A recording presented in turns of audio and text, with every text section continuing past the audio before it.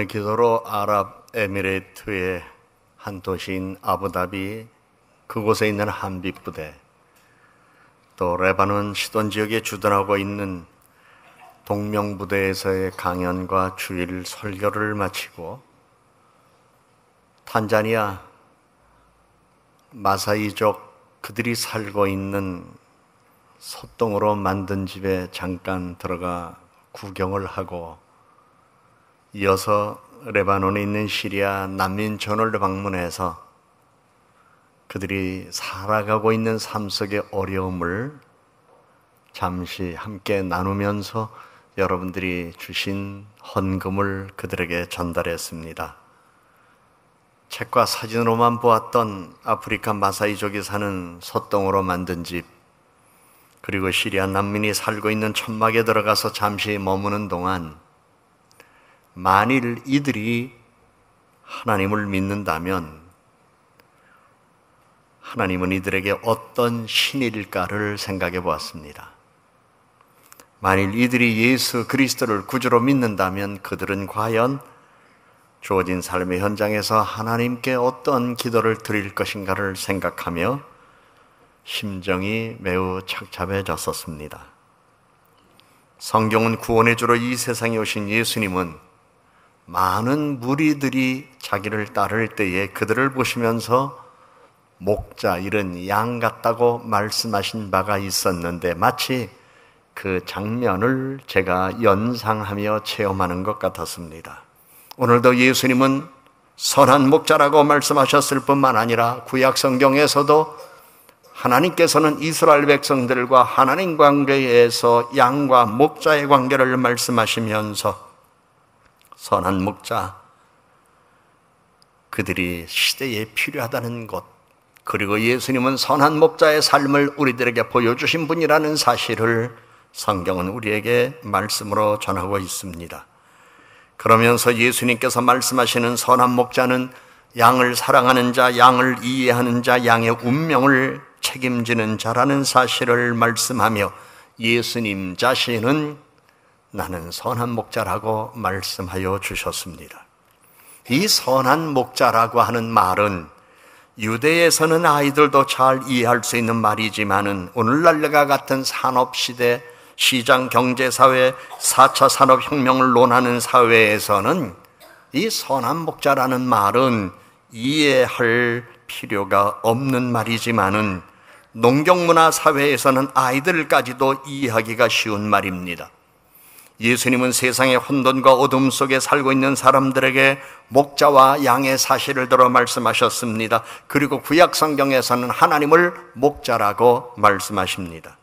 시편 23편에 여호와는 나의 목자시니, 시편 77편에 주의 백성을 양떼같이 모세와 아론의 손으로 인도하셨나이다.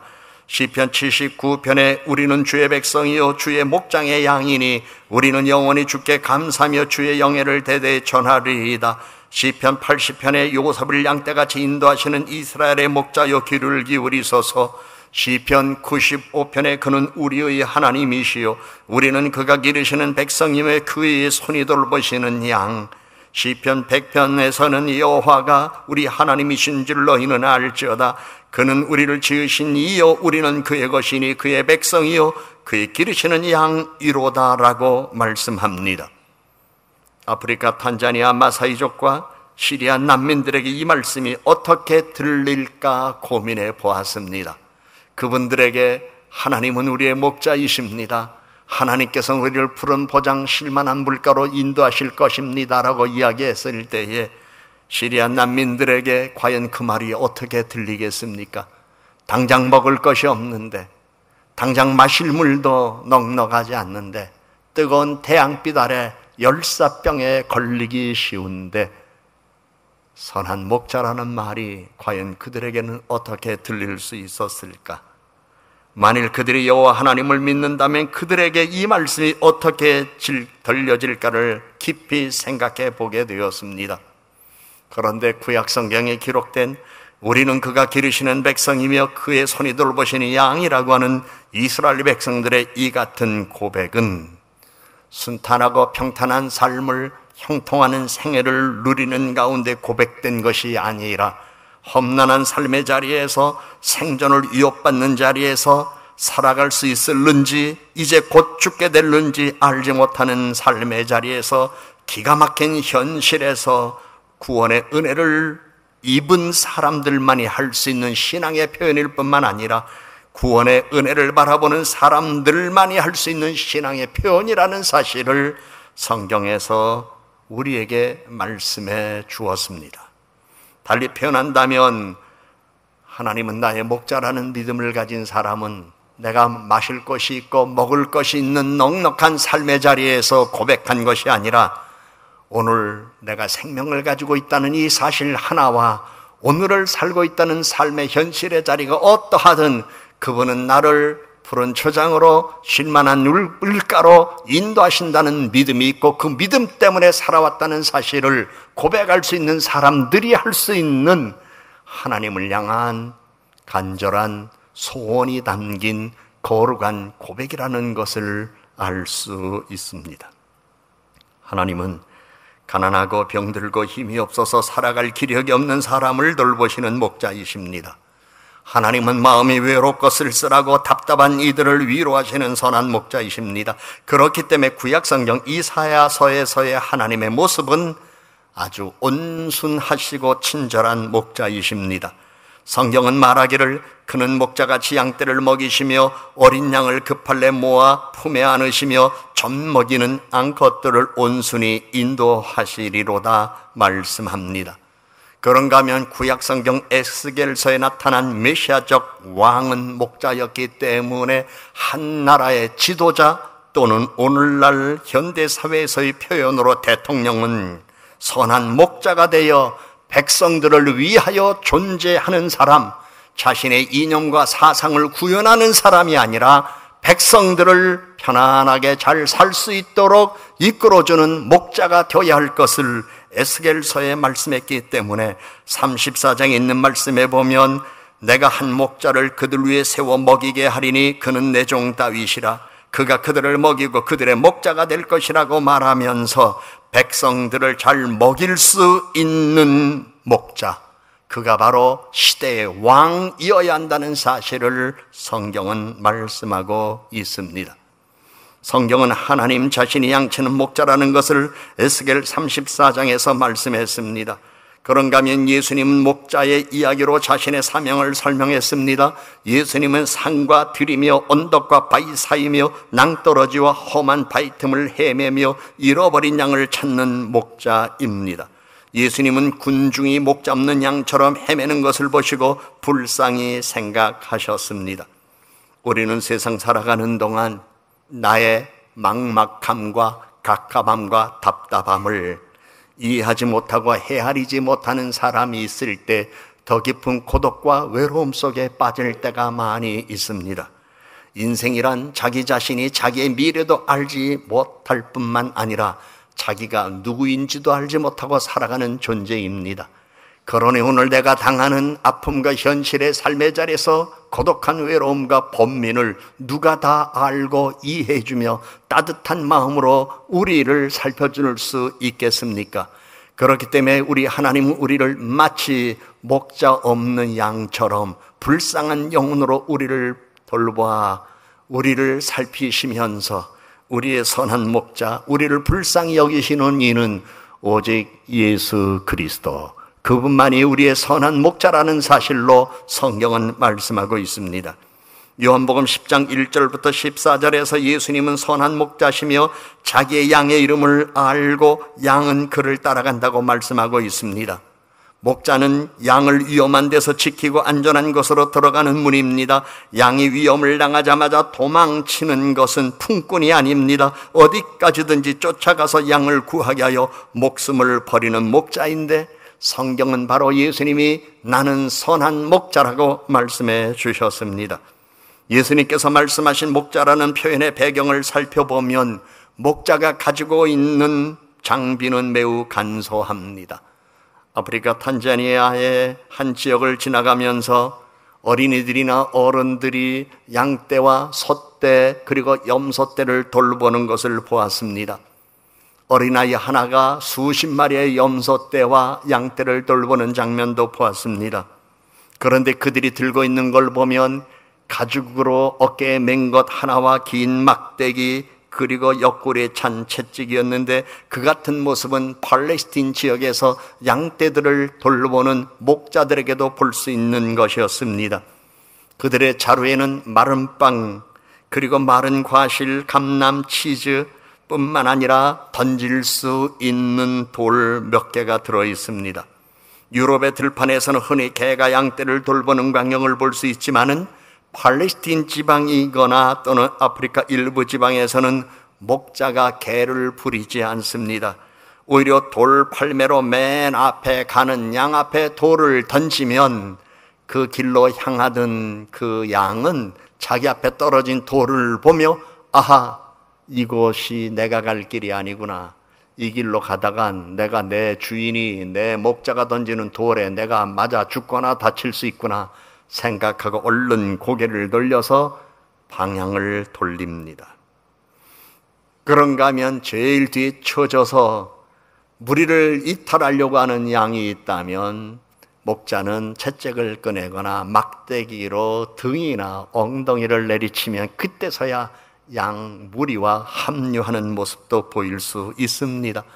그런가 하면 간혹 먼 길로 나가진 않지만 가다가 한눈을 파는 양이 있다면 목자는 긴 막대기를 가지고 목 부위를 턱턱 치거나 아니면 지팡이처럼 꼬부라진 것을 가지고 목을 걸어서 당기면 그 양은 다시 무리와 합류해서 목자가 인도하는 대로, 의도하는 대로 바르게 이끌려가는 것도 볼 수 있습니다. 목자가 들고 있는 막대기, 채찍, 돌은 양들을 때리기 위함이 아니라 양들을 보호하고 바른 길로 인도하기 위함이었습니다. 마치 우리는 목장 없는 양처럼 우리도 제갈게 가려고 했던 사람들입니다. 마치 하나님의 뜻 안에서 산다고 하면서도 제멋대로 살려고 했던 사람들입니다. 그래서 때로는 하나님의 뜻을 벗어나서 살아갈 때에 목자가 돌을 던져서 그 돌이 양에 맞아서 아차 하고 깨닫게 하듯 때로는 하나님 우리를 사건으로 깨닫게 하십니다. 아, 이렇게 사는 게 아니구나. 아, 이렇게 살면 안 되는구나. 깨닫습니다. 그리고 돌이킵니다. 그런가 하면 하나님의 뜻과 의도하신 대로 잘 인도를 받으며 갈 텐데 한눈을 팔아서 옆으로 삐져나가면 막대기가 등을, 엉덩이를 내리쳐서 맞는 고통을 알고 그때서야 돌아서서 아하, 이렇게 살아야 되는구나 라는 것을 뒤늦게 깨닫고 주님께서 인도하시는 선한 길로 인도함을 받는 것, 우리도 인생에서 경험할 수 있습니다.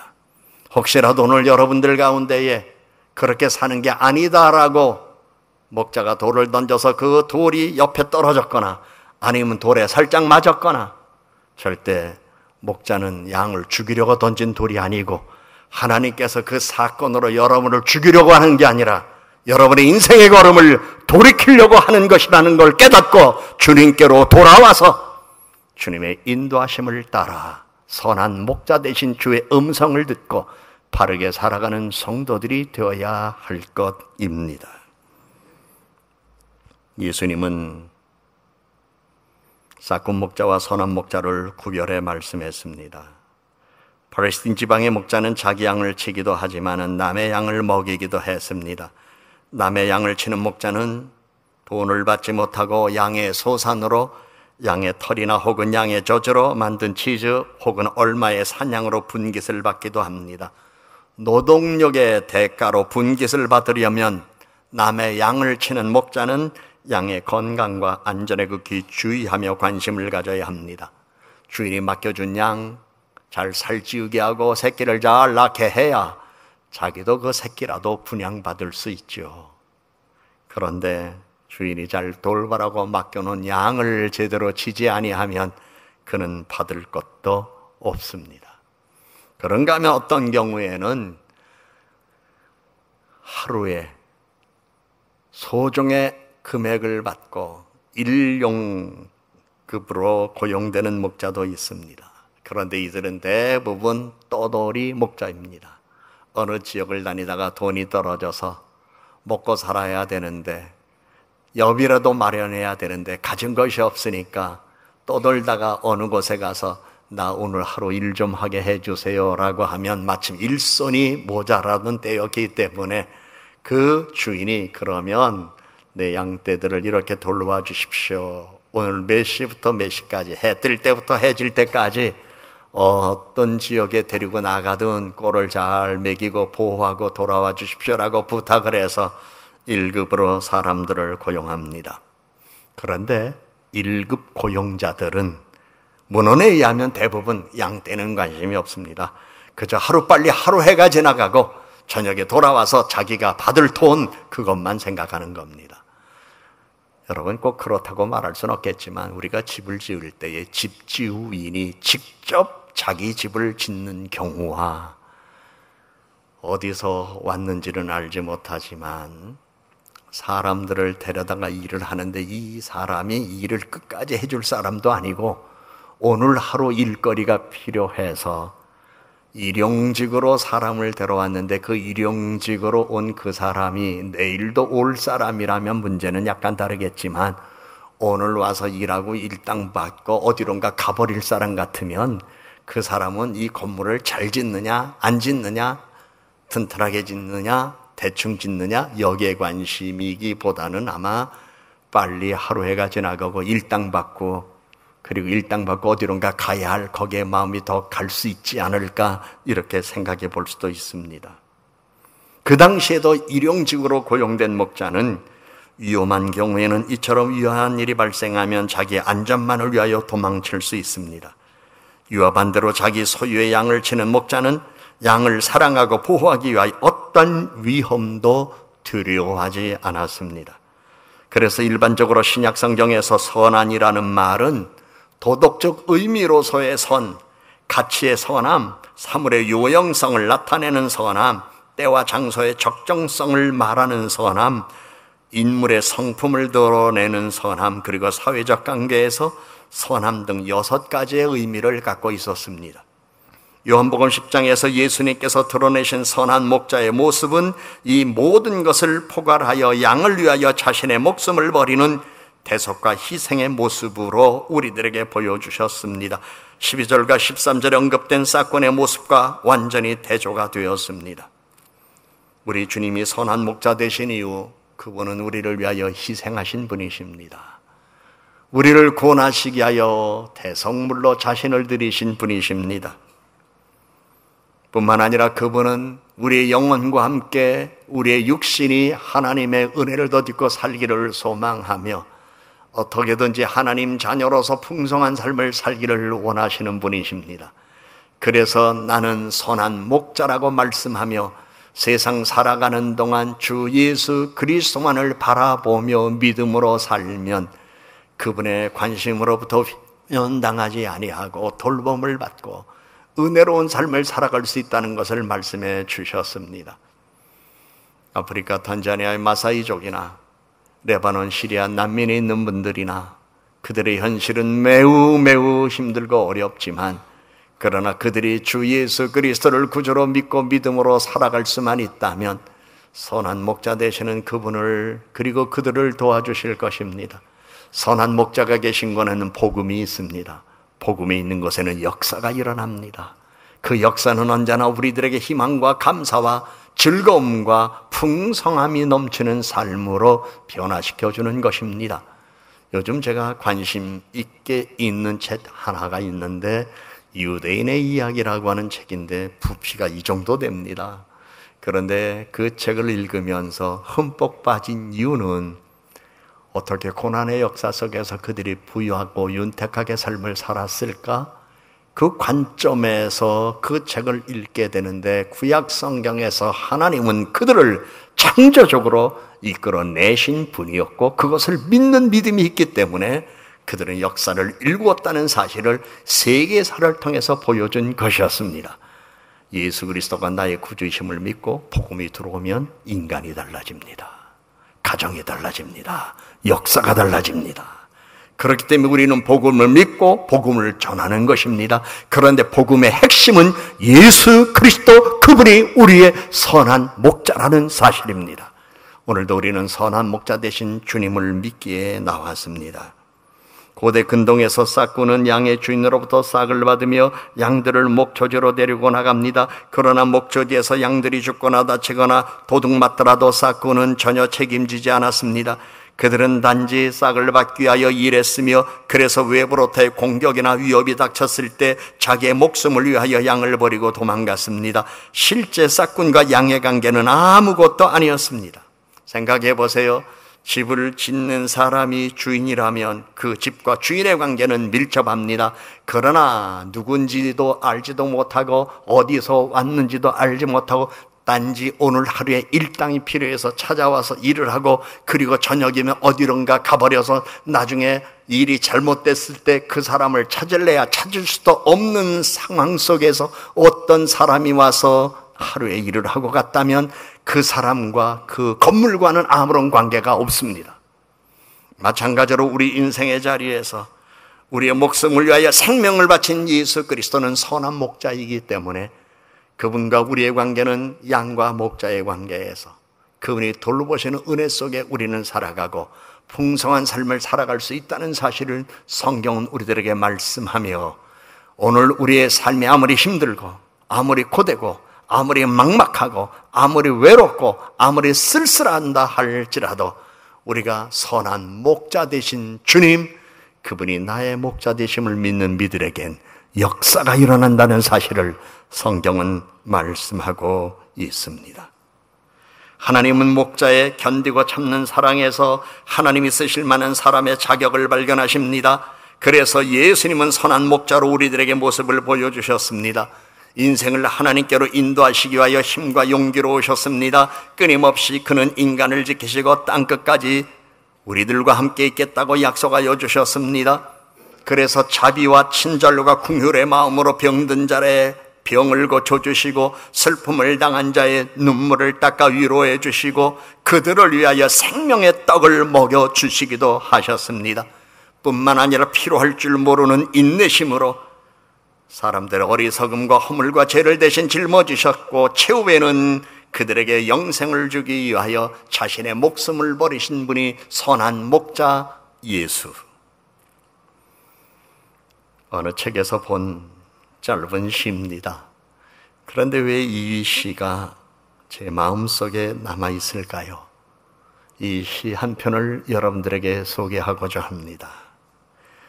인생의 혼이여, 어찌하여 너는 놀란 양떼와 같이 헤매고 있는가? 어리석은 마음이여, 어찌하여 너는 참되고 깊은 사랑에서 헤매어 가고 있는가? 구원의 주로서 우리에게 오시고 그 발 앞에 우리를 모으신다. 상냥하고도 반기시는 친절한 목자가 일찍이 있었더냐? 여러분, 우리 주님 선한 목자이십니다. 인생의 길을 잃고 방황하거나 가난하여 살 소망을 잃었거나 병들어 외롭거나 기댈 것이 없어 쓸쓸하거나 정신적으로 육체적으로 약하여 살 기력을 잃은 분들이 있다면 선한 목자 되신 주님, 그분이 함께 계신다는 걸 기억하고 그분의 돌봄과 사랑 속에 또 새날을 열어가십시다. 기도합니다.